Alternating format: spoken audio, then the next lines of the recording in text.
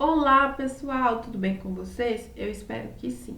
Hoje nós iremos corrigir a atividade 14 de Ciências da Natureza, que fala sobre placas tectônicas e fala sobre vários fenômenos naturais que, para acontecer, tem forte relação com o tectonismo, que é o movimento das placas tectônicas. Lembrando que essas placas estão em movimento contínuo, embora seja muito lento, e que as regiões que mais sentem essa movimentação, essas grandes oscilações, são as regiões que ficam mais próximas às bordas, às extremidades dessas placas, regiões que a gente chama de limite. Então, com base em tudo que vocês já pesquisaram, que vocês já refletiram, as atividades que vocês já fizeram, agora nós vamos responder algumas questões bem tranquilas. Então, vamos lá. Questão 1. Durante uma aula de ciências, uma turma debatia fenômenos naturais, como tsunamis, vulcões e terremotos. Algumas das afirmações dos estudantes são descritas a seguir. Então, eu tenho 4 afirmações dos estudantes, numerados de 1 a 4. Estudante 1. No Brasil, embora não sejam frequentes, ocorrem tremores de baixa intensidade. Porém, muitos não são registrados ou nem mesmo são perceptíveis.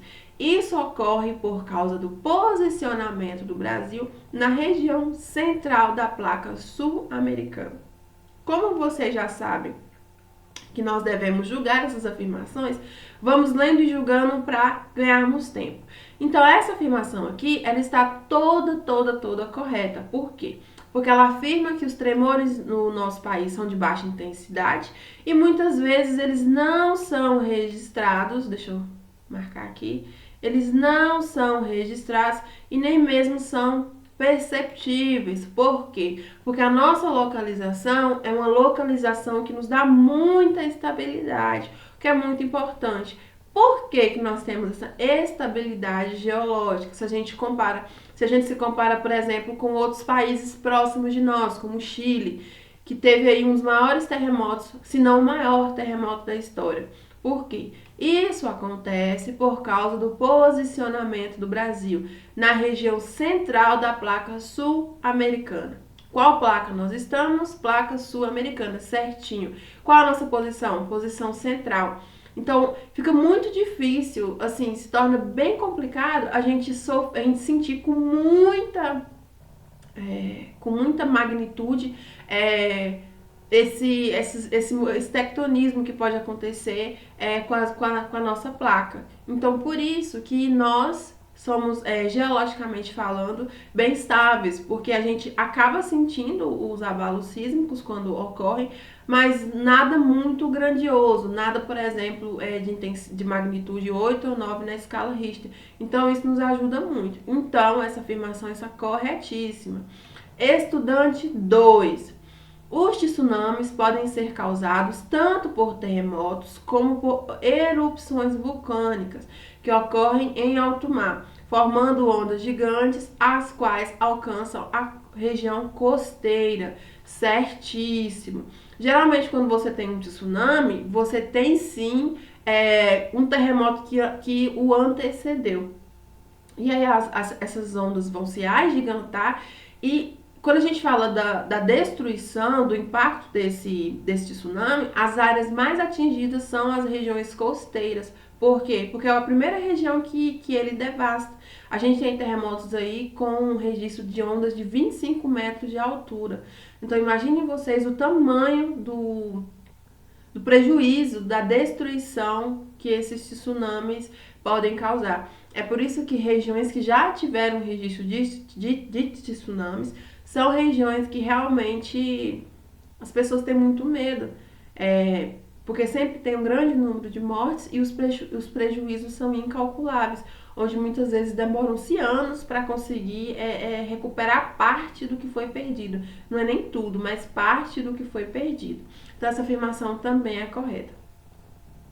As afirmações 3 e 4 elas estão incorretas. Eu já deixei marcado o que torna o item errado, já para ajudar vocês. Então, o que o estudante 3 ele fala?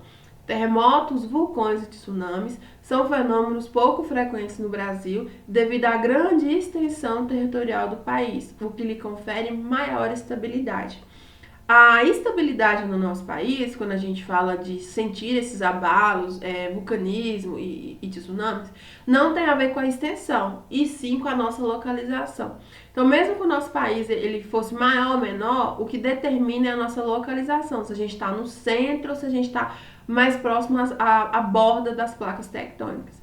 Então, mesmo que a gente fosse um país com a extensão que nós temos hoje ou maior, se a gente estivesse próximo dos limites da placa tectônica sul-americana, a gente ia sentir da mesma forma. Então, não é por conta da extensão territorial, e sim pela nossa localização,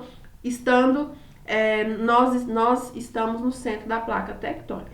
E a última afirmação, que também é incorreta, diz assim: vulcões são mais frequentes em regiões centrais das placas tectônicas, uma vez que nesses locais existem falhas por onde o magma pode deixar o manto da Terra alcançando a superfície. Errado. A gente não observa vulcões em regiões centrais, e sim em regiões onde tem falhas geológicas, em regiões mais próximas das placas tectônicas, porque o tectonismo é um dos fatores que ocasiona a construção, a formação de vulcões. Tanto é que nós sabemos que hoje no nosso país a gente não tem atividade vulcânica, não tem vulcões ativos. Mas lá atrás, no nosso passado geológico, nós tivemos sim. Mas hoje nós não temos. Certinho? Então a alternativa correta, quando a gente pergunta, formularam afirmações corretas apenas os estudantes A, 1 e 2, B, 2 e 3, C, 3 e 4 ou D, 1 e 4? A alternativa A, porque somente os estudantes 1 e 2 formularam afirmações corretíssimas quanto a essa situação, essas características do vulcanismo, da formação de terremotos e de tsunamis, certo? Questão 2. Nesse novo ciclo, iniciamos com a habilidade sobre as placas tectônicas e os fenômenos naturais associados a elas. E esse é um assunto extremamente importante para entendermos sobre os diversos acontecimentos associados aos fenômenos e desastres naturais que ocorrem pelo mundo, que já ocorreram e provavelmente vão voltar a acontecer, infelizmente. De acordo com seus conhecimentos prévios e com o que aprendeu na aula, explique qual a diferença entre um fenômeno natural, desastre natural e fenômeno natural. E cite 3 exemplos de cada um. Então aqui, pessoal, vocês deveriam apresentar os conceitos de fenômeno natural, desastre natural e fenômeno artificial e citar pelo menos 3 exemplos. Se vocês quiserem colocar mais, não tem problema, mas pelo menos 3 exemplos para a gente fixar esses termos na nossa cabeça e conseguir diferenciar e ver quais são as características em comum também. Então vamos lá, a gente vai fazer na ordem. Então vou começar por fenômeno natural. O fenômeno natural é um processo não artificial, ou seja, que ocorre sem a intervenção humana. Então, quando a gente fala fenômeno natural, é todo fenômeno que acontece na natureza que o homem não consegue interferir. Então ele não pode fazer acontecer e nem deixar de acontecer. É natural, é a natureza que determina. Então a gente pode, quando a gente fala de fenômeno natural, a gente cita tanto fenômenos simples, tanto aqueles fenômenos que muitas vezes causam destruição. Por isso que a gente fala que todo desastre natural, que eu vou falar mais à frente, é um fenômeno natural, porque o homem também não consegue interferir. Então, como fenômenos naturais, a gente pode citar a chuva, a gente pode citar a neve, os raios, quando chove, quando a gente tem aquelas tempestades, vulcão, terremotos, tsunamis, entre outros. Então, a gente tem uma grande variedade de fenômenos naturais que não tem interferência do homem. Depois a gente vai falar de desastre natural. É um conjunto de fenômenos que fazem parte da geodinâmica terrestre, portanto, da natureza do planeta. Também não tem interferência do homem e, quando ocorrem, podem trazer consequências catastróficas, como mortes, ferimentos e a destruição de casas e outras propriedades. E por mais que a tecnologia na área seja avançada, fenômenos naturais são desastres naturais são imprevisíveis. Então a gente tem aí vários estudiosos que tentam realmente coletar o máximo de informações possíveis sobre esses desastres, mas assim, previsão, saber com certeza quando um evento desse porte vai acontecer, é querer demais. Então, por exemplo, quando a gente fala dos abalos sísmicos, a gente tem os sismógrafos, que são dispositivos que vão medir aí o nível dessa frequência sismológica em uma região. A gente tem aí uma ideia, informações de quais regiões têm uma maior atividade sísmica, mas dizer assim, tal ano, em tal mês, tal dia vai acontecer um abalo sísmico de tal magnitude ou tal intensidade em uma região, a gente ainda não consegue, apesar de toda a tecnologia que temos hoje. Tecnologia que não é pouca e que não é barata, certinho? Então a diferença dos desastres naturais para os fenômenos naturais é porque o desastre ele sempre vai causar um prejuízo, principalmente prejuízo físico, destruição de cidades, de áreas muito grandes, mas também o prejuízo humano, de muitas mortes e feridos, além dos traumas psicológicos, porque os sobreviventes também precisam ser contados, né? O impacto psicológico que esses eventos causam também precisa ser contabilizado. E todo desastre natural, ele é um fenômeno natural. Então, como exemplos, a gente tem avalanches, secas, terremotos, enchentes, ciclones, tornados, as erupções vulcânicas e os incêndios florestais. Perceberam a relação dos desastres com os fenômenos naturais? E por último, a gente tem os fenômenos artificiais. São processos provocados diretamente pela interferência do homem, ou seja, é necessária a ação do homem.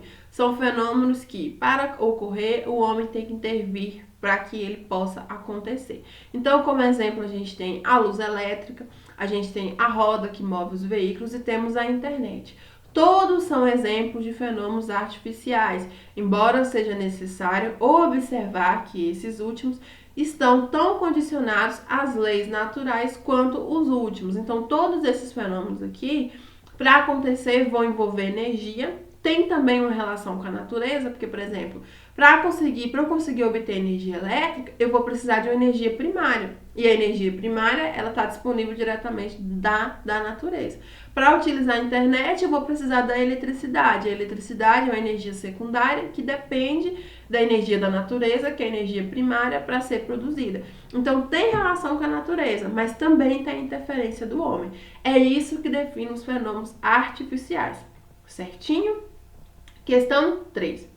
Os terremotos são eventos de difícil previsão e que ocorrem com maior frequência e magnitude em regiões já conhecidas no planeta, como o Japão, que já viveu o terror de presenciar os maiores terremotos e tsunamis da história.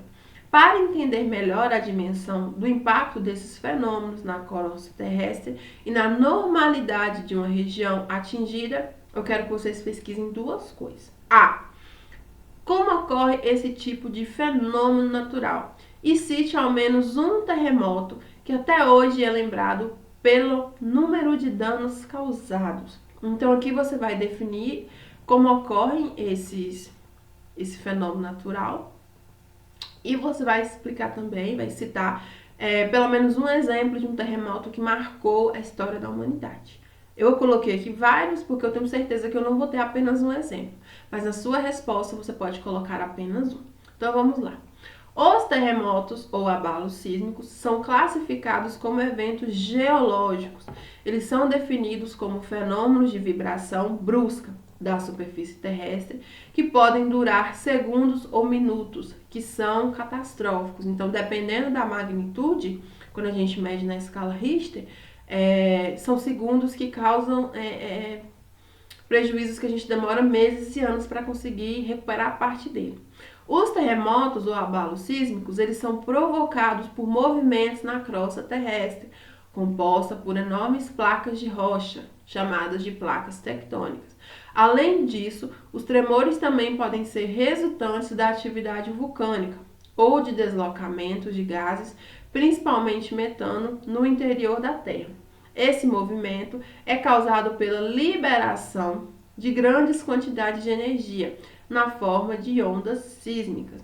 Então, resumindo, como a gente já falou muito disso, os terremotos são gerados pelo movimento das placas tectônicas.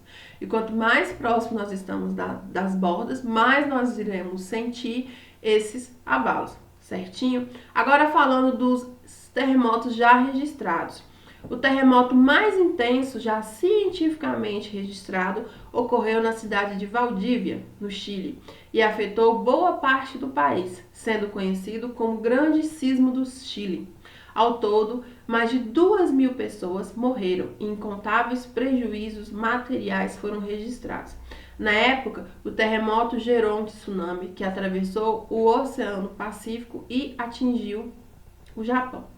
O Chile, por ser um país quase que totalmente situado sobre uma região localizada na zona de encontro entre as placas tectônicas de Nazca e Sul-Americana, registra uma grande frequência de fortes terremotos de terra, incluindo o mais forte já diagnosticado. Então, professora, por que no Chile tem tanto terremoto e no Brasil não tem tanto? Porque o Chile ele está bem próximo do encontro da placa sul-americana, que é a placa que nós estamos, com a placa de Nazca. Então, por isso que eles sentem bastante, como vocês viram.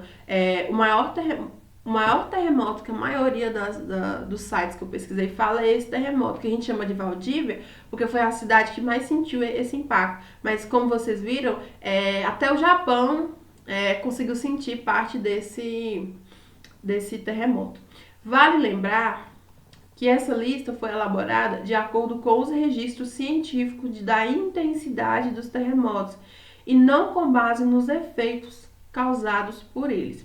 Se considerássemos os estragos materiais e as vidas perdidas como critério principal para dizer qual foi o terremoto mais forte da história, esse título passaria para o tremor de Shenzhen, na China, ocorrido no ano de 1556, que deixou um rastro de incríveis 830.000 mortes. A gente vai ver na última questão que a gente tem duas formas de classificar os terremotos: pela magnitude, que é de acordo com a escala Richter, e de acordo com a intensidade, que a gente vai usar a escala de Mercalli adaptada. Aí vocês vão ver o que cada uma considera. Eu pedi na questão para falar da escala Richter, mas como a gente também tem a escala de Mercalli e também tem a escala de MW, que não é utilizada, mas a gente vai falar das três. Então aí, coloquei aqui o principal que eu encontrei, que foi o de Valdívia, que foi no Chile, em 1960. Mas eu coloquei outros aqui, porque eu sei que vão aparecer outros. No ano de 1755, no dia 1º de novembro, ocorreu na capital de Portugal, Lisboa, às 9h20 da manhã, um grande terremoto que vitimou fatalmente pelo menos 100.000 pessoas. Segundo documentos da época, esse tremor registrou algo próximo de 9 graus na escala Richter. Temos aqui, vou colocar aqui para vocês todos os que eu encontrei. No dia 14 de fevereiro de 1556, tem muito tempo esse, na cidade chinesa de Shanxi, ocorreu um grande tremor.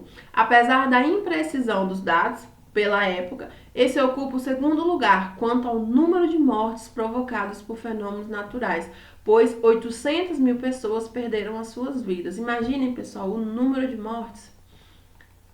Ainda na China, no dia 28 de julho de 1976, na cidade de Tangshan, às 3h42, um tremor de 8,2 graus na escala Richter, com duração de 14 segundos, deixou a cidade em total destruição e aproximadamente 242.000 pessoas mortas. Olhem só, 14 segundos e gerou a morte de 242.000 pessoas. No Japão, no dia 17 de janeiro de 1995, a cidade de Hanshin sofreu um abalo que durou somente 20 segundos, mas que resultou em prejuízo de 100 bilhões de dólares e um saldo de mais de 6.000 mortos. 6,5 mil mortos. Olhem só. Em 1811, em 16 de dezembro, na cidade de Nova Madrid, nos Estados Unidos, ocorreu o maior terremoto da história do país, com 8 graus na escala Richter. Então, quanto maior o grau, maior vai ser o impacto desse terremoto, magnitude. Então, um terremoto com 8 graus, ele consegue trazer um estrago muito grande. Em Los Angeles, Estados Unidos da América, no ano de 1994, no dia 17 de janeiro, a cidade presenciou a fúria de um tremor que aconteceu às 4 horas da manhã e 30 minutos, com 6,7 graus na escala Richter. Magnitude 9,2. Esse aqui é um dos maiores terremotos. Ele aconteceu no Alasca, nos Estados Unidos da América, em 1964.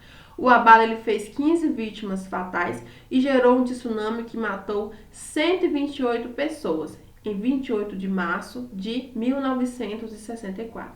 O seu epicentro foi na região de Prince William Sound, no sul do Alasca, Estados Unidos da América. E o último aqui, também é um dos maiores, que de magnitude 9,1, é o tsunami de Sumatra, que ocorreu na Indonésia. É uma das regiões que mais sofreram com esse impacto. Foi em 2004. A ilha de Sumatra, na Indonésia, registrou em 26 de dezembro de 2004 um terremoto de magnitude 9,1 na escala Richter, com epicentro no mar, que causou um tsunami que matou 230 mil pessoas em 14 países da região. O tremor que popularizou o termo tsunami ocorreu a 30 quilômetros de profundidade no Oceano Índico e foi sentido até na costa leste da África. Imaginem o tamanho e do impacto desse evento. E a última questão, item B. Quais são os fatores considerados nos estudos dos terremotos para a classificação da sua magnitude na escala Richter? Então, a escala Richter, ele vai considerar a magnitude do terremoto. Professora, tudo bem, mas o que é que eu vou considerar como fator para encontrar esse valor na magnitude? A escala Richter é uma escala logaritmo. Então, quando você analisa um tremor da escala 6 para a escala 7, você vai observar sempre que quanto maior for o valor, vai aumentar cerca de 10 vezes o valor. Então, por exemplo, um terremoto, né, com um valor 7, ele é 10 vezes mais intenso do que um terremoto com a escala 6. E um terremoto medido como 8, ele vai ser 100 vezes mais forte, a magnitude dele vai ser 100 vezes maior do que um terremoto classificado como a escala 6. A escala Richter, ela foi desenvolvida em 1935, já tem bastante tempo, na Califórnia, nos Estados Unidos da América. Sendo os Estados Unidos um dos países que a gente tem mais registros de terremotos. São os dois países que mais aparecem quando você pesquisa. Os Estados Unidos e o Japão. Ela é calculada a partir dos sismogramas, que são registros dos sismos, produzidos pelos sismógrafos, que são aparelhos que possuem sensores de vibração que monitoram a movimentação da superfície onde estão localizados. Cada unidade de magnitude representa uma energia liberada, 10 vezes maior que o grau, ou seja, um terremoto de 4 graus na escala Richter libera uma energia 10 vezes maior do que um terremoto de 3 graus, que foi o que eu falei para vocês. Não há limites nessa escala. Então, assim, ela começa, vamos supor, ela começa no 0. A gente tem aí terremotos registrados com valor a partir de 2, mas a gente não tem nenhum terremoto até hoje registrado com valor de 10. Mesmo que 10 não seja o limite, a gente tem terremotos com 9,6 graus nessa escala, mas 10 a gente até hoje não tem. E o terremoto de maior magnitude já registrado foi o do Chile, que é o de Valdívia, em 1960, com a magnitude de 9,6. E abaixo de 2 graus, os tremores são praticamente imperceptíveis. Então, se você for pesquisar, os terremotos que a partir desse valor a gente já tem aí um prejuízo, é a partir de 6 graus nessa escala Richter. O cálculo da escala Richter, ele costuma estar associado à distância do hipocentro, que é o ponto exato do tremor no subsolo, ao epicentro, que é o ponto em que o tremor é sentido mais fortemente na superfície, além do tempo de manifestação e a sua amplitude. Então, a gente considera essas três coisas. A distância do hipocentro até o epicentro, a gente considera o tempo de manifestação, então quanto tempo que esse terremoto durou e a sua amplitude, tudo isso a gente considera. No entanto, para casos em que os terremotos ocorrem em grandes profundidades, há outros meios de cálculo, haja vista que suas consequências na superfície são pequenas. Por quê? Porque quando o terremoto, esse tremor, ele começa com profundidade muito grande, ou seja, muito profunda, a gente não percebe com tanta intensidade na crosta terrestre. Então, se for observado que a profundidade dele é maior do que o que a gente espera, por exemplo, 20 quilômetros, aí a gente considera outra coisa. Mas na maioria dos casos, a gente considera esses três fatores. E aí, pessoal, a gente só ouve falar na escala Richter, mas a gente tem outras escalas. A gente tem a escala Mercalli, que depois foi adaptada, então hoje a gente fala escala Mercalli adaptada, e a escala MW. A MW, a gente não é muito falada, mas a gente também tem a escala Mercalli. O que é a escala Mercalli? A escala Mercalli, ela mede a intensidade dos terremotos não baseada na magnitude e nessas características que eu citei. Ela foi proposta pelo vulcanólogo italiano Giuseppe Mercalli em 1902, então ela veio antes da escala Richter. E ela foi alterada em 1931, antes também da escala Richter. E quando ela passou a ser chamada de Mercalli modificada, que foi nesse momento, ela possui 12 graus, que são indicados pelos algarismos romanos de 1 a 12. E a intensidade, ela não é calculada de acordo com essas informações que eu passei. Ela é calculada apenas se observando os efeitos que o sismo causou na superfície, ou seja, ela é uma medida qualitativa dele. Então, quando você vai analisar um terremoto e você utiliza, por exemplo, a escala Mercalli adaptada, que não é a mais utilizada hoje, a gente vai observar os estragos. Então, pode ser um terremoto que não tenha a magnitude tão grande, mas se os estragos forem absurdos, ela acaba tendo uma pontuação maior na escala Mercalli do que, por exemplo, na escala Richter. Mas, no fim das contas, hoje em dia, o que mais se considera é a escala Richter, porque vai considerar as informações coletadas pelos sismógrafos, que eu acredito que sejam implantados em regiões onde a gente sabe que tem atividade sísmica, justamente para tentar não prever, mas tentar saber cada vez mais sobre essas informações. Porque se causa morte, se causa tantos estragos, é obrigação da ciência investir dinheiro para saber mais sobre isso.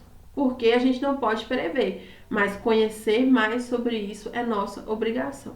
Pessoal, eu espero que vocês tenham entendido. Conteúdo muito interessante, que dá pra gente conhecer também sobre características de outros países, que a gente já sabe quais são os países que têm mais atividade sísmica, quais são os países que mais sofrem com esse tipo de fenômeno natural. Eu espero que vocês, assim como eu, estejam gostando muito de conhecer mais sobre essas características. E eu desejo para vocês uma boa correção e qualquer dúvida, como sempre, vocês podem me procurar. Bons estudos e ótima correção!